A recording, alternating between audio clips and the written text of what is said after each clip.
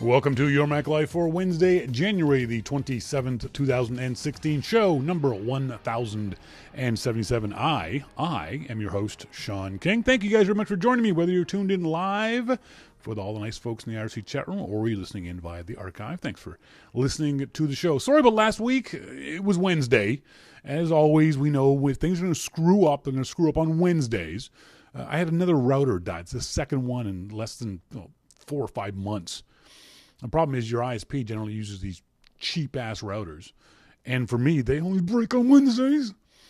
So they just came out the next day and replaced it with probably a new cheap router that might die on me again at some Wednesday in the future. So my apologies for not doing a show last week, but wasn't a lot going on last week because it was all being held for this week. Apple's earnings announcement was yesterday, their quarterly conference call with analysts. Some folks may not understand what that is.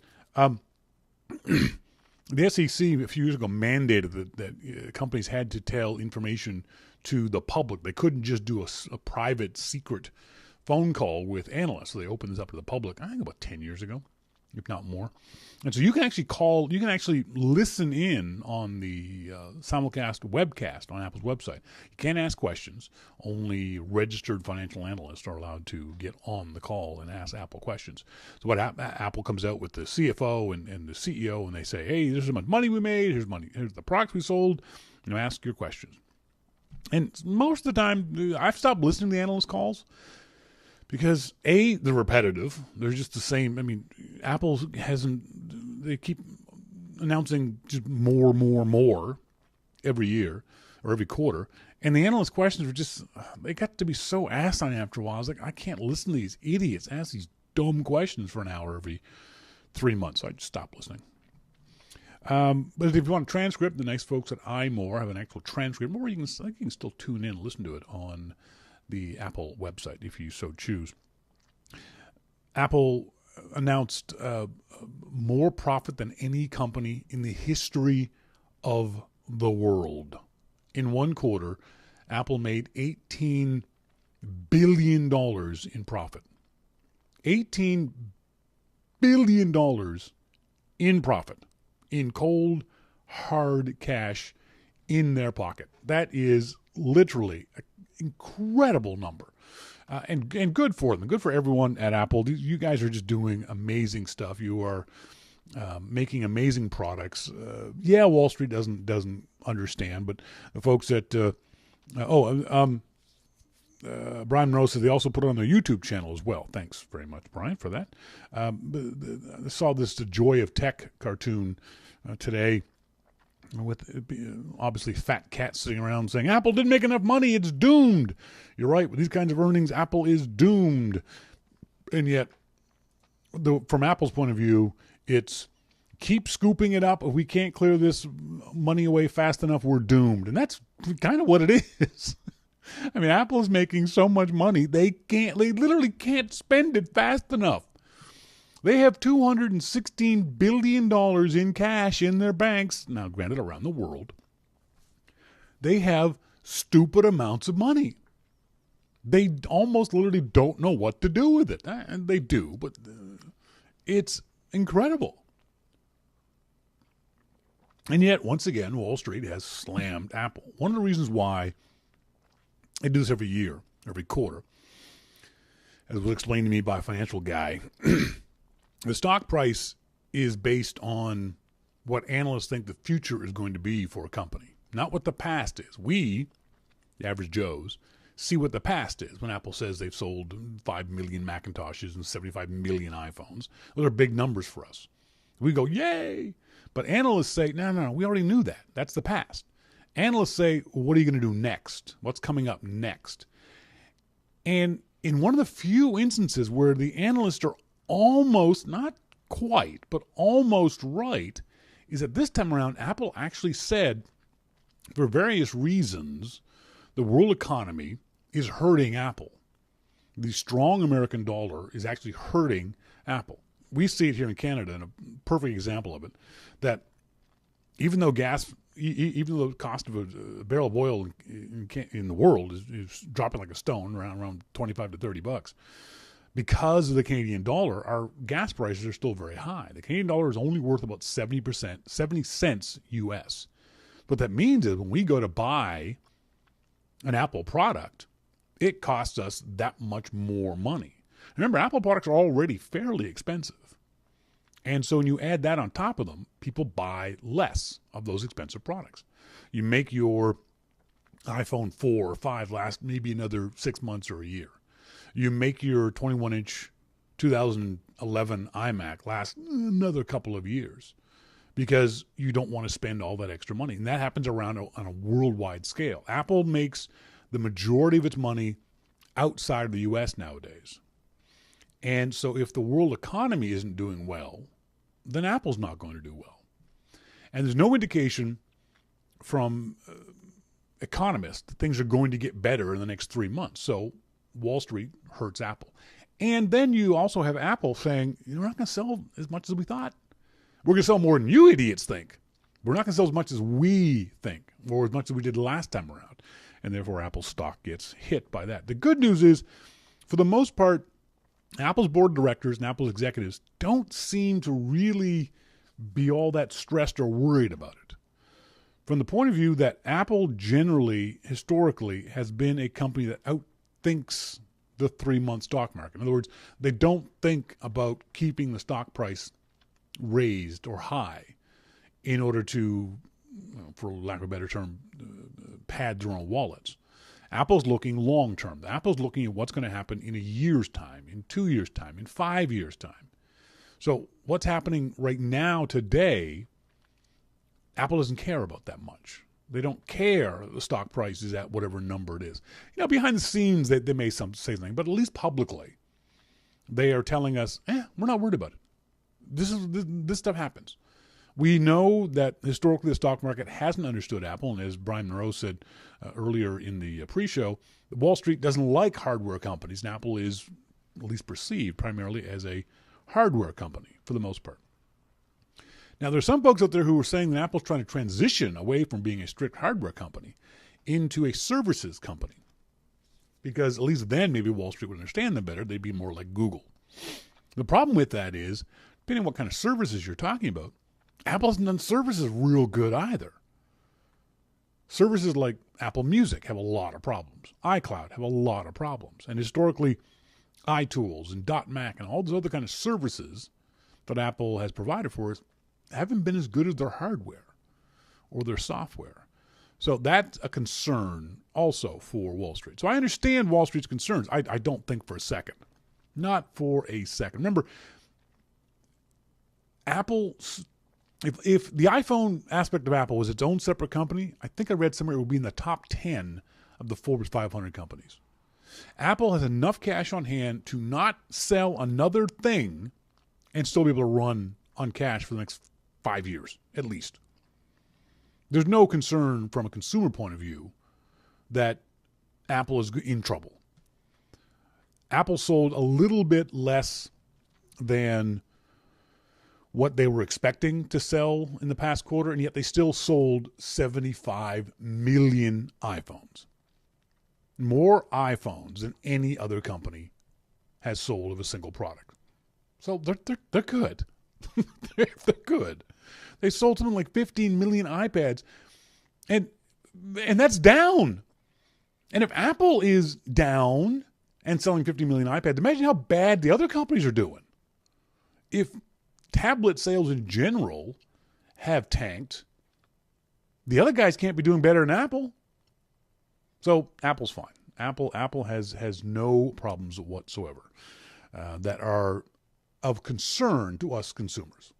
Yes, there may be concerns in the stock market and in those kinds of things, but for the most part, we average folks can ignore a lot of these stock things. Now, that being said, we're still going to talk about it.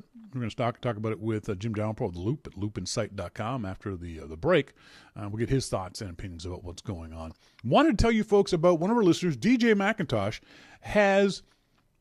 he was telling me, again, in the pre-show, that he's getting ready, or hopefully it's in review. He's going to have a Your Mac Life Apple TV app. It'll be like an app on the Apple TV, so you can watch the show the archives of the show, the live version of the show, on the Apple TV, which is kind of cool. Now, the question we were talking about in the pre-show is, would you pay for that app? The money's not going to go to me. It's going to go to DJ. DJ will give me whatever he wants to, but I'm not asking for money from DJ. He put the work in. He had the idea. He did the coding. He'll take the crap if it goes wrong. That's all on you. Don't send me tech support. I don't care. Would you pay for that? $2? 99 cents? Would you want a free version that you could watch the live show, but a pay version where you'd watch the archives? Or vice versa? Would you want a free version that you could watch the archives, but a paid version to watch the live show on your Apple TV? DJ was talking also about incorporating the IRC right there on the Apple TV window. Kind of cool stuff. He was going to send me some more information. But I wish you all the luck in the world, DJ. I think it's a great idea. I can't test it. I don't have an Apple TV. I went into a store over the weekend just out of curiosity, and the Apple TV is like $250 here in Canada. I'm not going to spend that kind of money on something I'm not going to use. Sorry. Canadians in the IRC chat room are comparing gas prices. I think it's $89 out here in Chilliwack and $1.06 or $1.07. It was, speaking of, it was $78 in Prince George. And a big, huge thank you to the Prince George Macintosh user group. I was there this past weekend teaching a couple of photography classes. And the Prince George Civic Center, lovely building. And a special huge thanks to our good friend Vito Mori, his lovely wife Becky, and his equally lovely daughter Sabrina. Vito helped me out with the classes, and we went out to dinner with Becky and Sabrina. Had a great time. Prince George is a little pissant town up in the interior of British Columbia. No offense, Vito, but nothing special there except the people. Vito works at the pulp mill there in front of a gigantic bank of monitors. He sent me a picture one time. He's sitting in front of like 4 27-inch monitors monitoring a pulp mill. It's kind of amazing, the stuff he's looking at. But he's a fellow photographer. He has an Olympus M10, I think it is. He's posted some really nice stuff up on Twitter. So congratulations to Vito for becoming a better photographer. We had a great time in the class. And one of the things we talked about in the class was this really interesting technique for you folks who have the DSLRs, those are the ones with the removable lens on them. This thing called back button autofocus. Now, most of us, know how to autofocus. We'll talk about that in our starting point photography segment. But I'm going to show you a technique called back button autofocus that might help you even more in your photography. We don't usually do technical stuff, but this one's a little technical, but not too technical. But we'll talk about that later on in the show. But up next, we're going to talk to our good friend Jim Dalrymple of The Loop at loopinsight.com about what he thinks of the Apple earnings report. This is your Mac Life.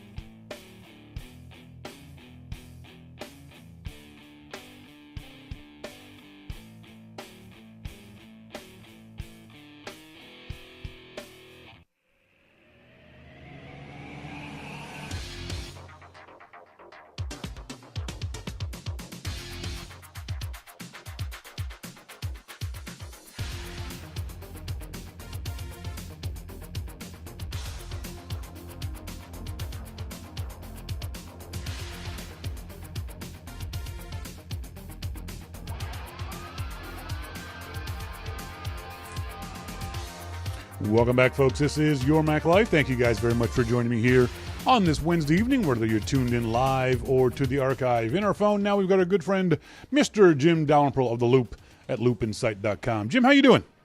I'm doing great. Let's talk about the Apple earnings report was yesterday. Apple announced stupid amounts of money, as usual, in profit, huge amounts of iPhones sold, all kinds of things. And yet, as always, the stock market sent Apple in the toilet. Again, is this a story that just is the exact same as last time around? Are there any differences this time than last time? No, I mean, this happens every time. You know, I don't think it's a big deal. And somebody asked me about it last night, and I said, you can't judge anything based on the night of. Yeah. You know, you can't. Do you think there's any, not truth to it, but any reason why the stock market, why analysts felt this way? It does seem to have a little bit of justification this time around, if only because the numbers, even Apple admits, the numbers weren't as good as they could be, if only because of various world economy issues. Yeah, and, you know, there's nothing that Apple can do about that. Yeah, that's right.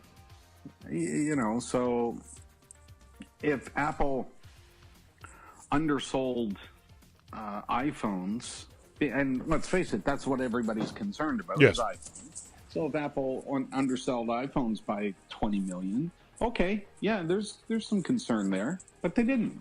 You know, they sold more iPhones. Yeah, that's right. So, you know, when it comes down to the fact that world economies are changing and economic conditions are changing, what are they supposed to do? Yeah. Yeah, there's not a lot that Apple can do about that. They have no control over the Canadian dollar, or they have no control over the Australian dollar, or anything else like that. They have no control over the fact the American dollar is so strong that it's to a certain degree caused this. I saw one tweet that someone said that just the currency fluctuation that Apple had between this quarter and the previous quarter was worth more than all of Facebook.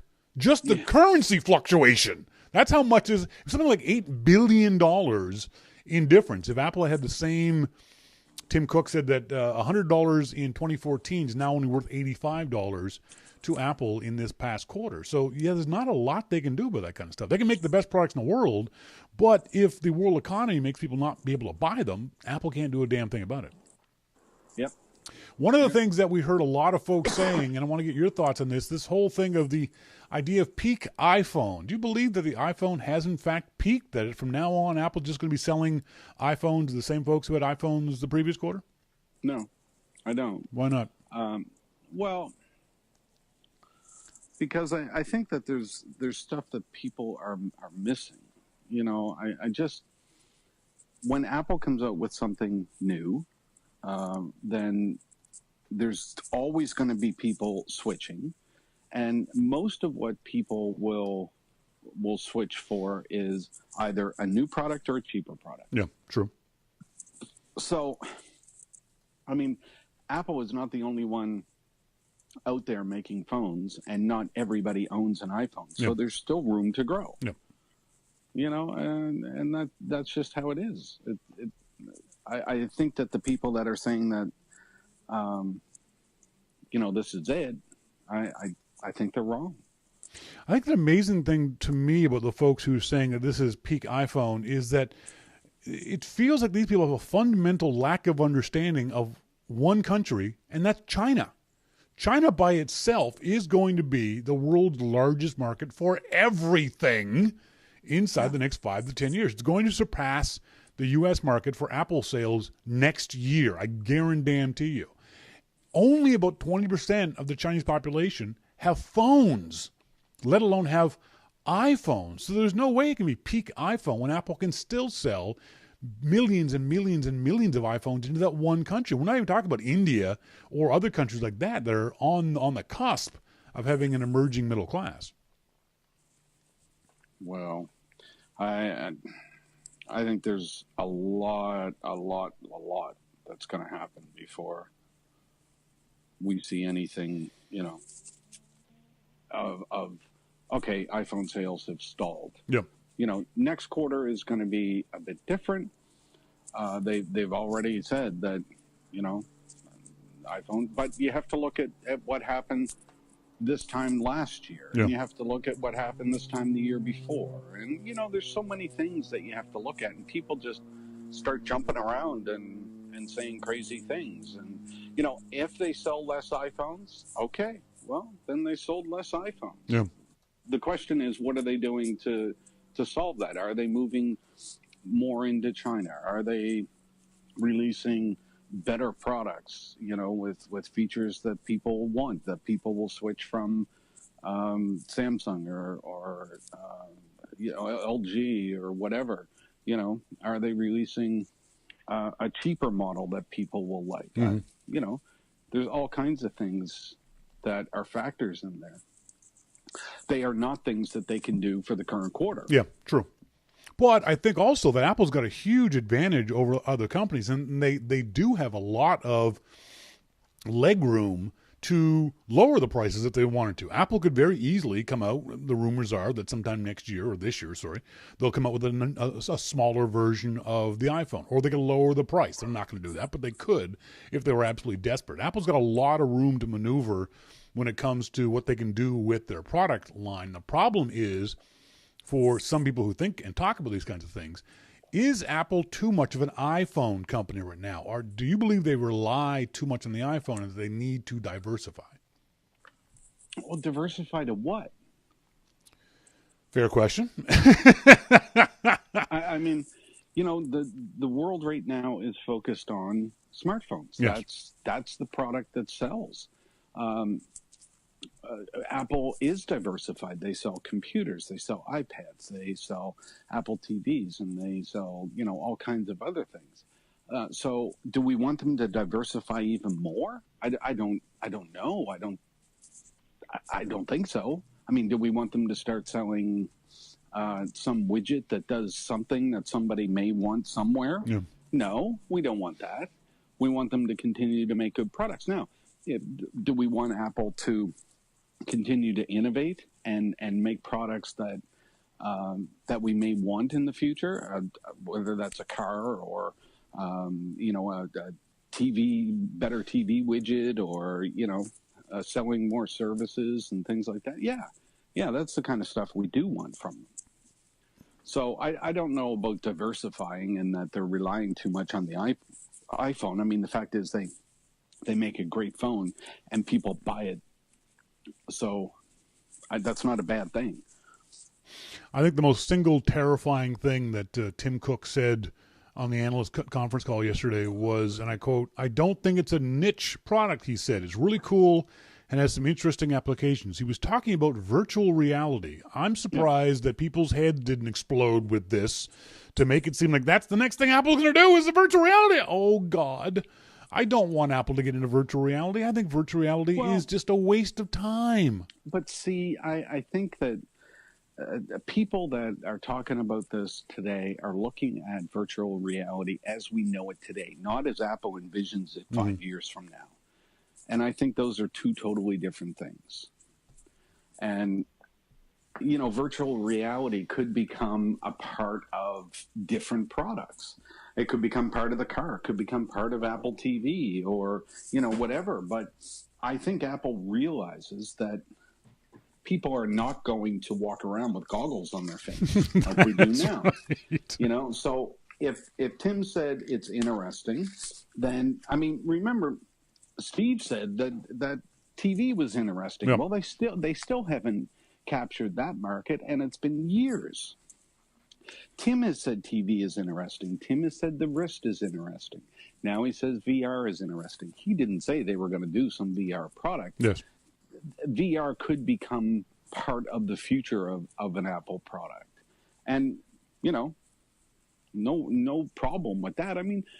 Remember, you have heads-up displays in cars. That's what if you had other stuff going on there? That's a form of VR. There's so much that it could mean, and so much that it doesn't mean. Yeah. And people just take it and run with it. Arcsign says in the IRC chat room, he says, Tim Cook wants fools to go there. Please, Samsung, Microsoft, Google, go do virtual reality full speed ahead and fail. That's that's not a unreasonable way to think about this kind of stuff. That I don't know if Tim Cook is that Machiavellian, but he very well may be pointing people off in a direction to make them waste their time, energy, and resources. I don't think so, though. Well, you never know. You never know what's going to happen or what Tim wants to do. There's no telling. I mean, it could have just been an innocent comment because he didn't expect the question. That's right.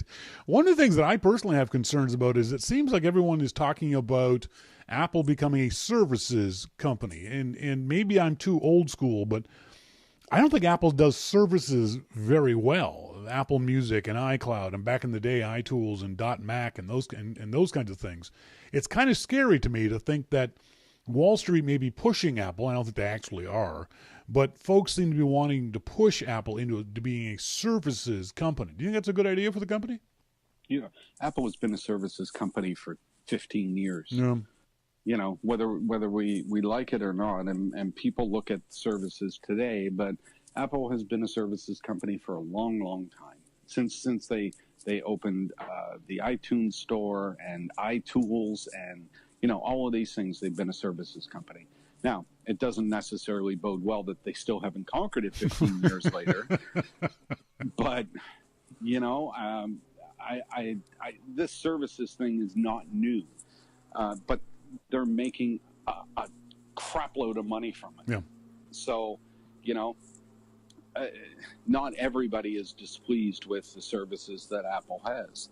I would love to see them, tidy things up and make it a bit better, but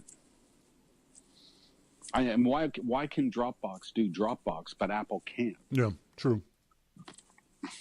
I mean, and to keep all of this stuff into perspective, kids, for you folks who aren't the oldsters of Jim and I, 20 years ago, let's see if you remember this, Jim. 20 years ago today, Sun almost bought Apple. I'd be willing to bet half our audience is gonna go, who's Sun? Yeah. Former Apple CEO Michael Spindler almost sold Apple on this day. They were hours away for $3.89 billion. Would Apple still be around if that had happened, do you think? No.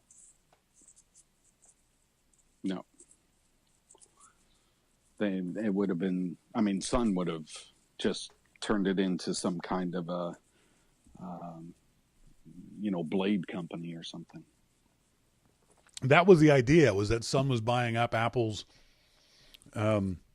computer, the personal computer aspect, and then going to use them as dumb terminals to Sun's servers, which is an interesting idea. But I don't think back in those days it would even have been possible because we didn't have the infrastructure to be able to do that.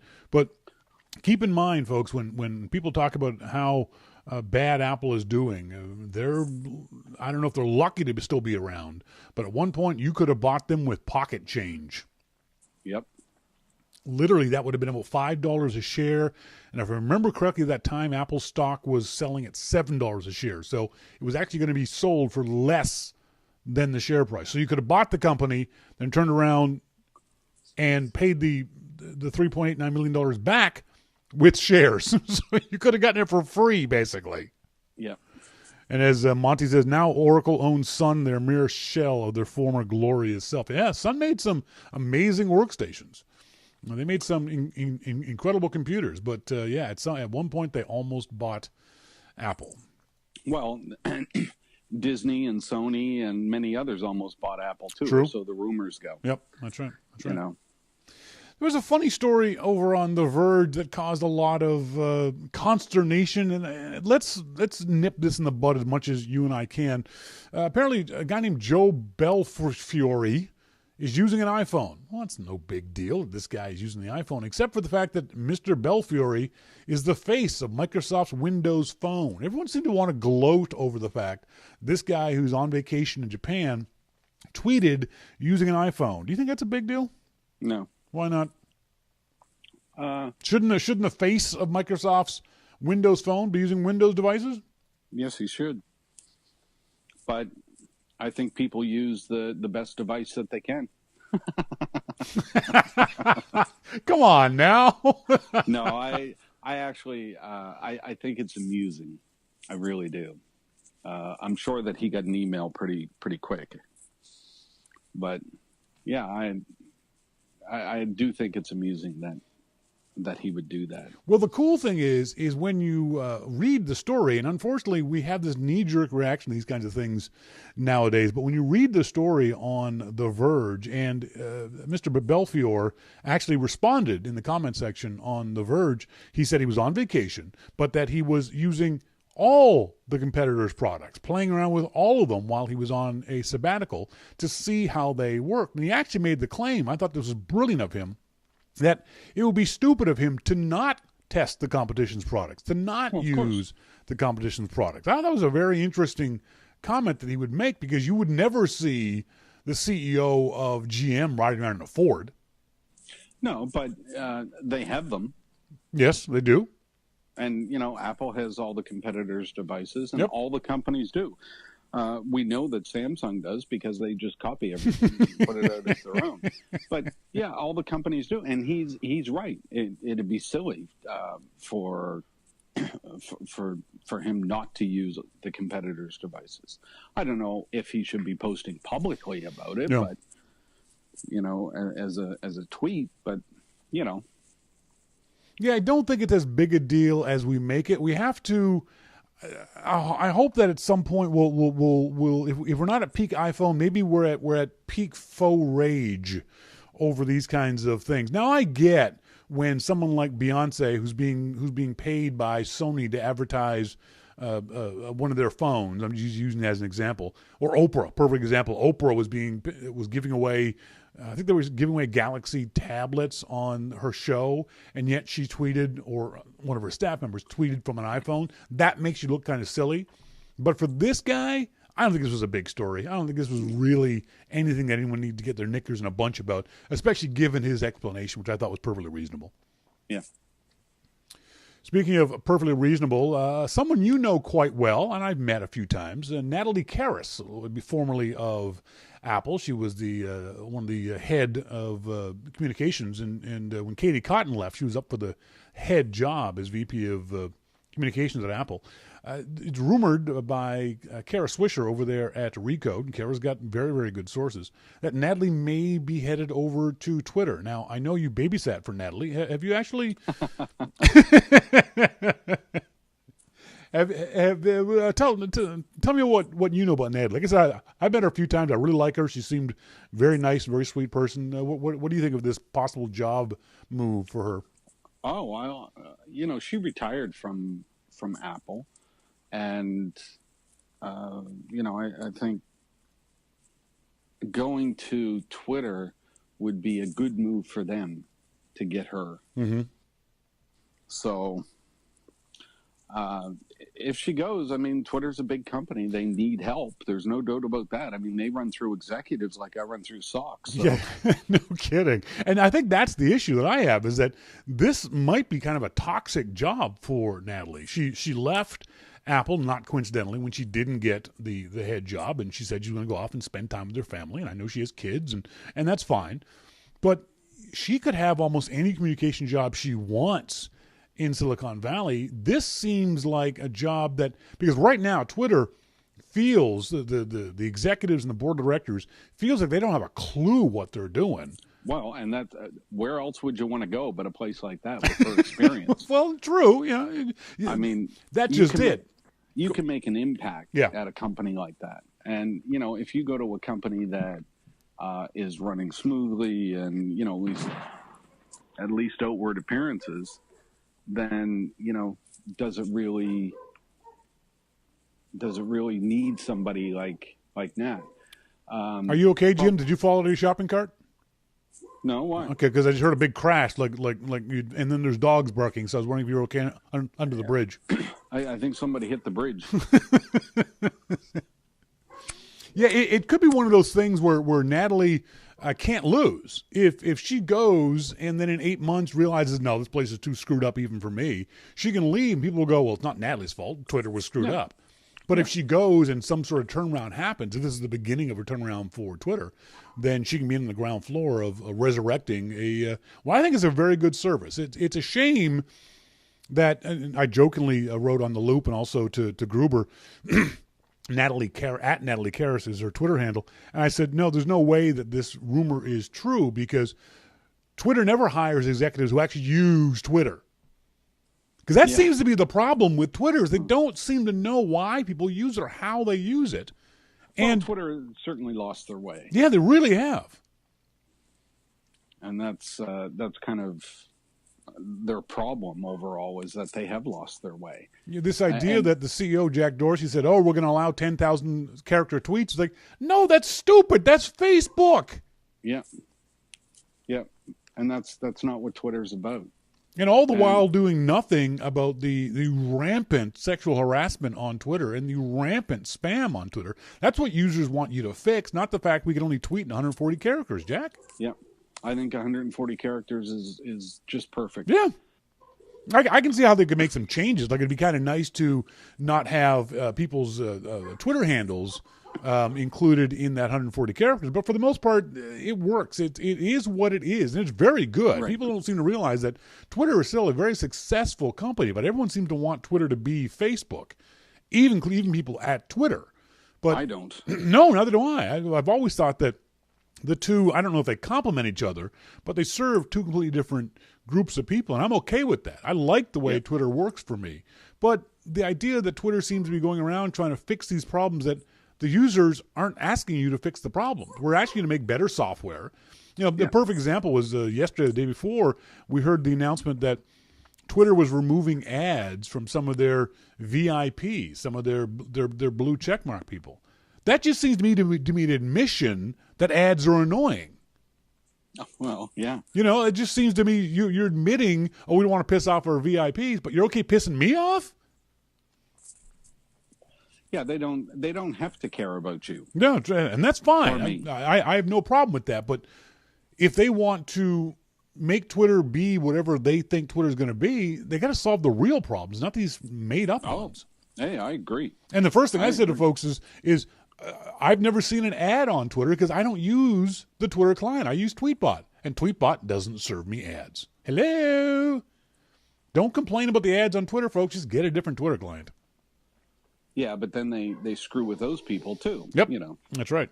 There's another aspect of this is they keep flailing around looking for ways to make money, but also stepping on the feet of the user community that frankly built it to what it is now. They may not like that, but it's certainly true. A lot of the features that we use on Twitter came from the users long before they were ever incorporated into anyone's Twitter software. Absolutely. Folks, and let's not forget that they actually bought their client. Yes, that's right. Yeah, they did not develop their client. They bought it from I've forgotten his name.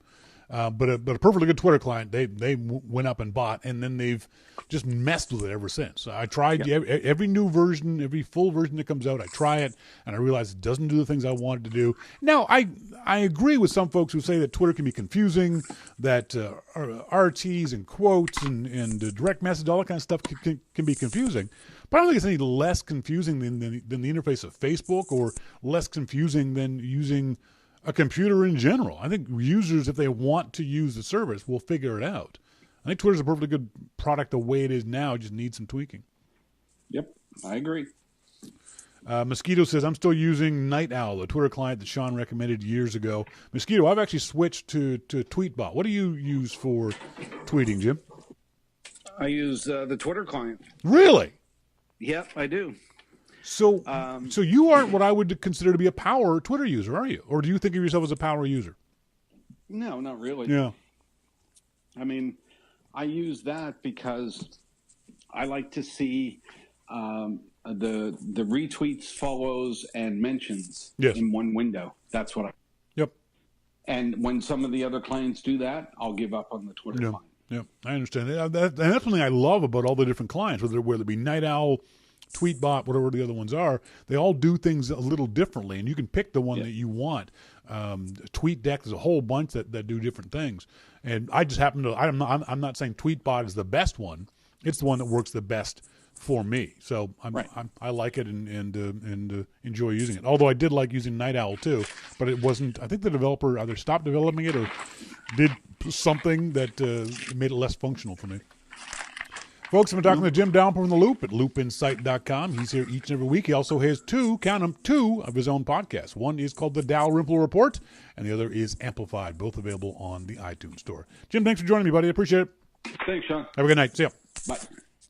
Next up, we're going to talk photography. Now, I didn't see Monty say something about not understanding what back button autofocus was. Monty, was that you? I just want to see if I... By the way, as always, send me an email to onair@yourmaclifeshow.com if you have any questions about what Jim and I just talked about, or if you have any photography questions. I love getting questions from you guys in general. Okay. So, we all know when you have these kinds of cameras, even a point-and-shoot camera, most of the cameras that have a shutter button on the top, it's a little button that takes pictures, is called the shutter button. Now, what you do, whether you're looking through the viewfinder on the back or you're looking through the lens in the front, you push that button, you look through, you focus, you push the button, you look through, you push this button, and you push it halfway. So when you push it halfway, you lock focus. You hear the beep. Can I get the beep going? Let me see if I can get a beep going for you guys. There. You hear that? That's beeping. Okay, so you should hear that beep, which means your camera lens has locked focus onto that spot. Also, depending on the settings of your camera, it may lock exposure. It may lock some other things too. So what you do is you half press this down, not all the way. You're not taking a picture. You're composing by looking through the viewfinder, and then you are locking the focus by half pressing on the shutter button. Then when you're ready to take the picture, you finish the button push, and you get a click. Now, what happens when you do that is, let's say there's someone going to walk through your frame. As a street photographer, this is a technique I use all the time. What I'll do is, I don't want to point the camera in someone's face as they're walking towards me on the street, especially, a monster like this. So what I'll do is I'll pretend like I'm shooting across the street. There's a building or something across the street that I want to take a picture of. And I'll find something in the path of the people who are walking in front of me. It can be a mailbox, it can be a light post, it can be a traffic sign, a wall, whatever it might be. And I'll focus on that thing. And then I can move my camera away and pretend I'm not using it anymore. As long as I keep my finger half pressed, the camera will continue to be focused on that spot no matter what I do. No matter what, as long as I don't physically move away from the plane where I did the focusing at, if I don't go up here or move 10 feet back or anything else, as long as I stay still and do this, the camera will continue to stay focused on that one spot. And then as the person walks into the frame, I'll take pictures of them. Same with anything that's moving, you can do that. You can focus on a spot, and then when the object, your race car, a horse, kids, whatever it might be, as they go through your frame, you take the picture. The problem with that method is that when you half press and get that beep, if you let go, you have to refocus. If you let go and then step back or move around, you have to regain the focus again. So back button autofocus allows you, and for every camera that is out there, there's a different method of doing this. So what you have to do is you have to go to YouTube, do a search for your camera brand, Nikon, Canon, Olympus, whatever it might be, and the kind of camera you have. A D300, a Nikon a Rebel, TSI, whatever it might be. So YouTube search, manufacturer, brand of camera, and then do a search for back button autofocus. Because what it'll do, if the YouTube video is done well, and there's a lot of them that are done well, it'll teach you how to make one of these buttons on the back of your camera be your focus button. Rather than this button being your focus button, the shutter button being your focus button, you'll be able to have one of these other buttons. Now, for me, I personally like having that button where my thumb is. It's hard to see, but see where my thumb is right there? There's that button right there. It's called, on this camera, AELAFL, Auto Exposure Lock, Auto Focus Lock. So I do that. So now, notice my finger isn't on the shutter button. Listen to me focus. I'm focusing using that button there. Now, the advantage of that back button autofocus is the exact same thing. As things are moving in the frame, I can focus on a spot. But now I can take my thumb off that autofocus thing and not have to worry about it. I can put the camera down. I can do whatever I want with the camera. I don't have to be looking through the camera at all. As long as I, again, don't move forward or backwards or away from the focus point, I can now shoot whenever I want. I don't have to look through the viewfinder. I don't have to keep my finger on the shutter button. It's a much more efficient way to shoot for me. I really like using the back button autofocus. The other idea that you can do is you can set your camera up. There are two kinds of focus modes. There's general single shot focus mode, and there's continuous shot focus mode. What single shot is that every time you take a picture, your camera has to refocus. Now with back button autofocus, they don't have to. But what if the object was moving away from you? It was a kid running away. You would have to refocus every single time you hit the shutter button because the focus distance would change as they moved away or moved towards you. So with continuous focus, when you hold that button down, it keeps focusing on that thing as it moves towards you and away from you. It's a lot easier to do that than trying to focus every single time, one shot, one shot, one shot, one shot. Now you can do that even with the shutter button. You can set your camera to have continuous focus. Read your manual. Again, do a YouTube search to figure out what the continuous focus is for your camera. Because what happens is that's really useful for stealth shooting.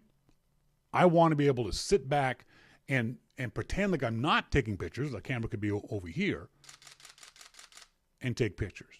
As opposed to this, which is awful bloody obvious when you're in a crowd. When you're a street photographer, it's awfully annoying. So if you get a chance, go to YouTube, do a search for back button autofocus, and see if you can't set this up for yourself. It takes a bit of getting used to because we're all so used to pushing the shutter button halfway to get our focus. So it takes a bit of getting used to get this focus. But I'll tell you, I lose a lot fewer shots to bad focus using back button autofocus than I do with the top button focus. So give it a try if you so choose. Got an email from our friend Jason Painter down there in Australia about his workflow. I remember a few weeks ago we were talking about using the iPad as his along with his camera workflow. And I said I didn't like using the iPad for that for a number of reasons. One is the iPad software doesn't allow me to. I can take the iPhone, the Camera Connect card, plug my SD card into that, but the iPad won't let me choose which images to transfer to the iPad. It's either all or nothing. Well, the problem with that is, on an average shooting day for me, I'll shoot 400, 500 pictures. I don't want to dump 500 pictures onto my iPad and then have to go through them and delete them. I would much rather be able to, on import, choose which images I want. Now, I can do that with my Olympus, with the M1 software for the iPad, which is wireless, by the way. The M1 software allows me to choose which images I take off the card onto the iPad. Much easier method than just dump everything there. So Jason says, I know you said you don't triage on an iPad. I did do that at one stage, but it was so slow to download photos, I gave up. All this has changed with the iPad Pro and the new SD card reader. Because it transfers at USB 3 speed, it takes very little time now to do the transfer. This is key to my new workflow, he said. I have a desktop Mac, not a laptop, so I have to sit up to use it, which gets a little tiring. Because it can take a while to triage, it's pleasant to be able to sit back and do it on the iPad. It also takes less time to transfer only the ones you want to the computer, rather than downloading everything by the SD card reader in the machine, which only runs at USB 2 speed. He said we had a beautiful sunny day in Australia yesterday, and I took over 400 images. Here are a handful of the resulting shots. I'll show you guys some of the images that he got for Australia Day down there in Australia. He had some really pretty shots. Go away. If you're interested, his Flickr handle is... Oh, he hasn't changed his Flickr handle. By the way, you folks know you can go into Flickr and change the text after photos. So in other words, his URL is flickr.com/photos and then 236822063 @n08. No. Change that and make it an actual name so folks can find you that way. For example, for me, it's starting point photo.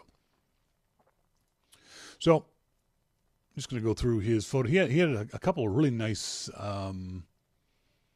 shots. That's a really cool aircraft carrier, HMAS Adelaide. I think it's called a jump carrier, where planes are thrown off the bow of the ship. My favorite shot of his was, actually, this one's kind of funny. This is a golden gay time. It's hard to have a gay time on your own. That was kind of funny. Where is the one that I really liked?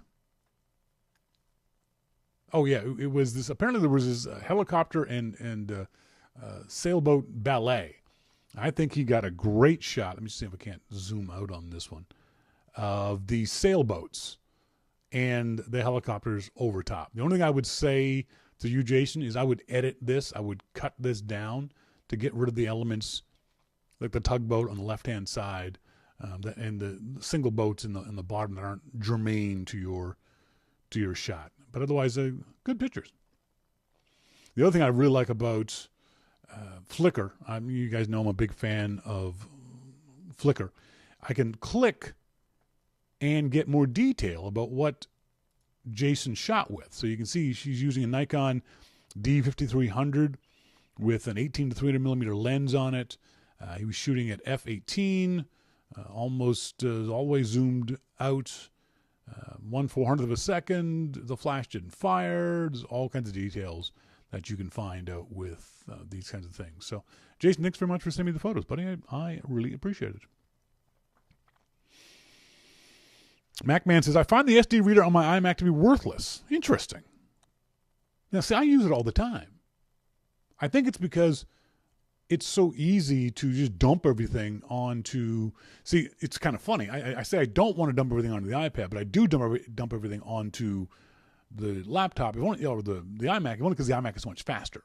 So, and I can dump things into the background on the iMac. I can grab all the files off the SD card, put them into a folder, and then sit back while it does it in the background.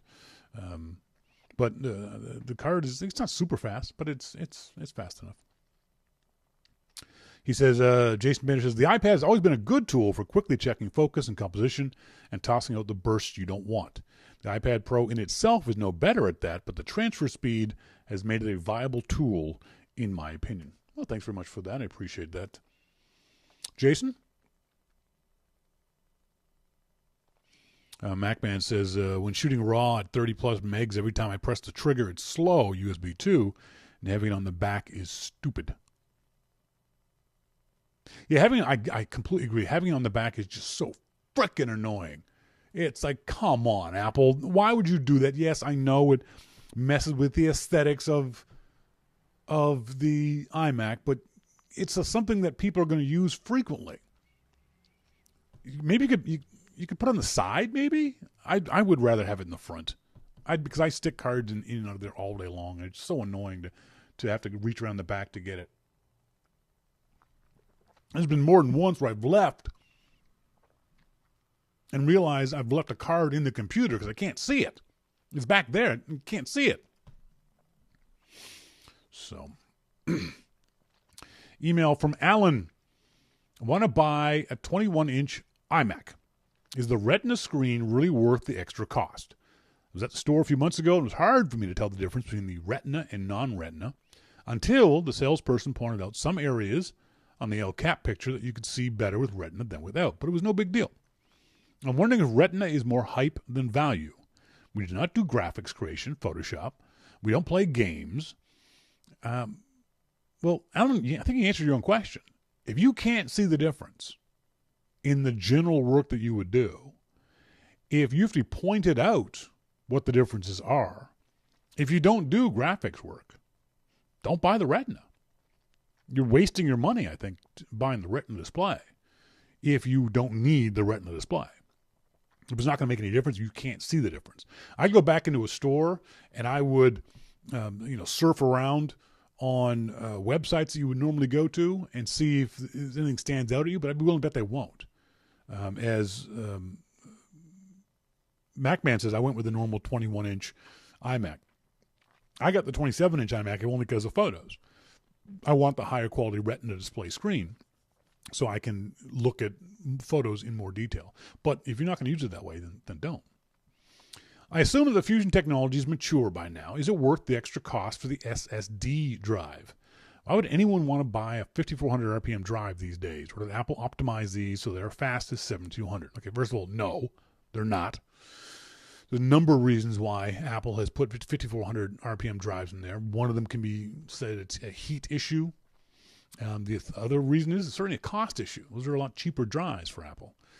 I would definitely recommend don't get the Retina display, but spend the extra money on the biggest SSD drive that you can afford, and then maybe also an external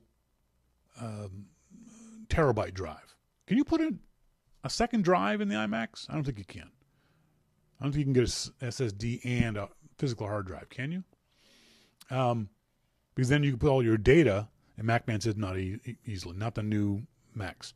Sherry says, isn't there a Fusion drive? Yeah, the Fusion drive is both a SSD and a physical hard drive. So I'd still get an extra drive for data, but I think it is worth the extra cost for the Fusion drive. I wouldn't disagree with that. Our friend Scott Randall on the Long Island Macintosh user group says, talking about the lottery, winning the lottery. He said, you got me thinking about what I would really do if I won $500 million. Maybe there's something wrong with me, but I really could not think of that much. No, Scott, there's not anything wrong with you at all. It means you've got a good life, I'll tell you that. He said, sure, I'd buy a new house and pay up all the bills and replace all the cars, but I really don't think I would buy a house or a car that was really that extravagant. I also can't think of many people I would give money to. Maybe one or two people we know who really need it. Otherwise, nope.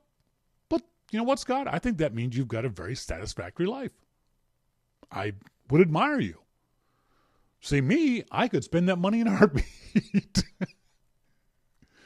He says, anyway, what I'm really writing to you about is all of the articles on various sites reporting on Apple's diversity. I would use your expression for this, it's a non-story. I don't think most people really care who makes and designs Apple's products, as long as they do a good job. In other words, race, religion, and ethnicity, or anything else that has nothing to do with how well they do their job, should play no part in the hiring decisions one way or the other. Apple should hire the best candidate for the job. For the most part, Scott, I agree with you from a hiring point of view. Hire the best person for the job. But, and this is, I think we have two different views on this, obviously. I don't have an extreme view. I'm not saying that we're extreme. But if you have two qualified candidates, and one is of a, let's say, non-usual category, hire the non-usual one. And here's why. When you are a little kid and people you see on TV reflect your life, you think you can or should do that life. What I mean by that is we talk about how having good role models is so important. Wouldn't it be great to have a role model at Apple of a particular ethnicity? One of the reasons why Tim Cook came out of the closet a few months ago. He said he realized how important it was for young gays to have someone to not aspire to, but to see what they can do. There is a school of thought that says if young minorities see themselves reflected on TV, in the doctor's office, in the police station, they feel better about themselves. In other words, if I see black people on TV, I'm a kid, I'm talking about being a little kid, then that makes me feel better because I'm represented. It was one of the reasons why the Cosby Show, and I don't want to get into any kind of discussion about Cosby, but the Cosby Show, Bill Cosby chose to have the two characters be a doctor and a lawyer because he wanted young minority viewers to aspire to being a doctor and a lawyer. When I was a kid, and even though I don't look black, when I was a kid in school, everyone knew I was black. A lot of kids in our area were lower middle class, working class, poor, minorities. I was told when we went around the school, we went around the classroom, we talked about what you want to be. I told them I wanted to be an oceanographer. When I was a kid, I wanted to be Jacques Cousteau. And I was told by a teacher in not grade, but I think I was 10 years old, 10 years old. He said to me, "Oh, you think of something else, Shawn, because your people can't be oceanographers." Your people? The hell does that mean? As I got older, I was directed by guidance counselors into the same kind of, the same kind of careers, jobs that everyone else around me had. Nobody in my guidance counseling in grade 9, 10, or 11 said, "You know what, you're smart enough to be a lawyer. You should go be a lawyer." I was told I could be a cop. I was told I should join the Navy. I could be a fisherman. Nobody told us we could aspire to these things. That you can dream about being a CEO of a company, the President of the United States. So while I get your point, Scott, about diversity, I think it's important that we have diversity. Now, I'm not saying that people, companies like Apple or any other company, should hire unqualified or underqualified candidates. I disagree with that entirely. But if you have two candidates that are equally qualified, let's go for the aspirational one. Just my opinion. Yeah, Sherry, a teacher, said that. Mr. Peterson, I was 9 or 10 years old, and he said, "Yeah, you're not going to make it as a..."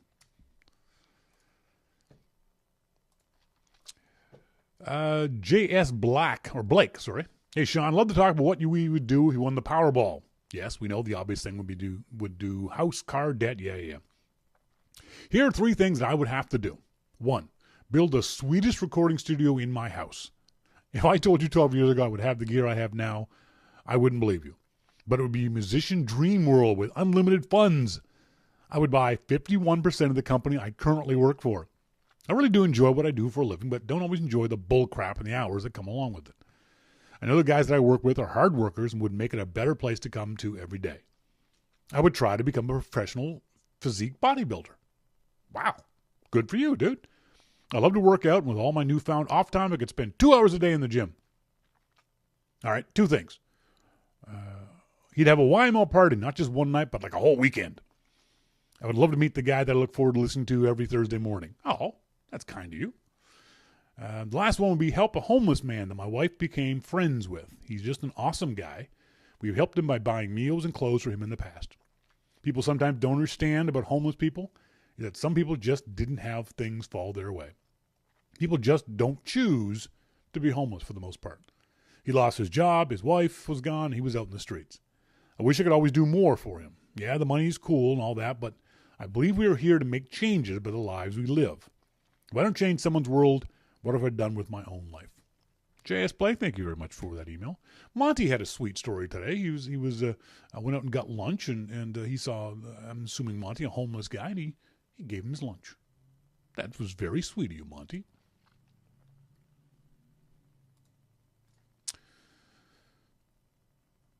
Trying to see if I think I already get the question. Yes, we did with that one with Don Beck. Thanks, Don. From Dana, do professional photographers only shoot on manual mode? No, Dana, they don't. A professional photographer uses the best tool for the job, uses the best shooting mode for the job. Sometimes that's aperture priority, shutter priority, whatever it might be. Pros will use manual if only because they're pros. That after all these years, they know exactly what aperture they want. They know exactly what shutter speed they want. They know exactly their lighting. They know photography. And they don't want the camera to mess anything up. They don't want the camera to make bad guesses. When you shoot in aperture priority mode or automatic mode or any mode other than manual, you're telling your camera to guess at what the best picture is going to be. And sometimes the camera guesses wrong. Now, that being said, sometimes the guess is great. I was at a Photoshop World, and I was shooting the dance floor with a famous photographer named Moose Peterson.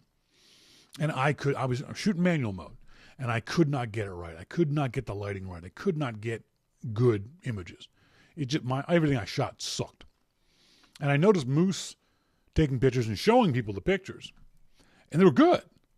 And I said, Moose, what settings are you using? What's your f-stop? What's your aperture? How are you getting these great shots? He said, I don't know. I'm on automatic mode, dude. I said, what do you mean? Now, Moose is a professional photographer. He said, in these lighting conditions, I can't shoot a manual. This is just crap. Let the camera figure it out. So sometimes automatic mode is the best mode. Pros are going to use whatever mode is best suited for the lighting and the situation and their mood. I'm not a pro per se, not the Moose Peterson level, but I almost always shoot in aperture priority mode because those are the kind of images I like. I like controlling the depth of field of my photography. I rarely shoot action. I shoot street scenes and still lifes. So for me, I shoot aperture priority mode. I rarely shoot in manual mode. Again, I'm not a pro. But you don't have to shoot in manual mode to be a pro. You don't have to learn how to shoot in manual mode to be any kind of photographer. You can shoot perfectly good photos in any mode that you have. Do I have any other questions? I don't think so. Let's see. Got anything from today? Anyone send me emails? Lots of spam. Lots of spam. Just going through real quick to see if anyone sent anything. Nope, no one sent me anything else. So I think that's it, folks. Didn't have much to talk about this week. Done. Yep, that was it. I'm done. That's it. Apple's earnings. That was it. What do you think about the Apple earnings thing? I hate giving the analysts any kind of credit because for the most part, they seem to be idiots. But I kind of understand why they're being the way they are this time around. Apple has honestly said, now I don't believe for a second that Apple will be as bad as what the analysts think in next quarter. But this is going to be a down quarter for Apple. There's no doubt about that. Apple's come out and said it. Now they may be underplaying their numbers. They may be being overly conservative. But this is not going to be as good a quarter as what Apple had thought for any number of reasons. But remember, the company is not hurting whatsoever. The company is fine, utterly and completely in every single respect. The company, there's a couple of problems here and there, but overall, big picture, for a multi-billion-dollar global corporation, Apple's fine. Don't worry about the naysayers, and for the most part, ignore them. That's it for me, folks. Thank you guys very much for joining me. As always, I appreciate you being here, tuned in, whether you're listening in live or whether you're tuned into the archives. Send me emails during the week to Shawn@YourMacLifeShow.com. And if you haven't done it, I would appreciate it if you subscribe to Your Mac Life at $2, $5, $10, $15 a month, whatever it might be. The money comes out of your credit card or your PayPal account, comes into my account, and it lets me go buy stuff. Let me pay for bandwidth and stuff like that. So Please subscribe if you so choose. Until next week, as always, I've been Shawn King, and you're listening to Your Mac Life. See ya!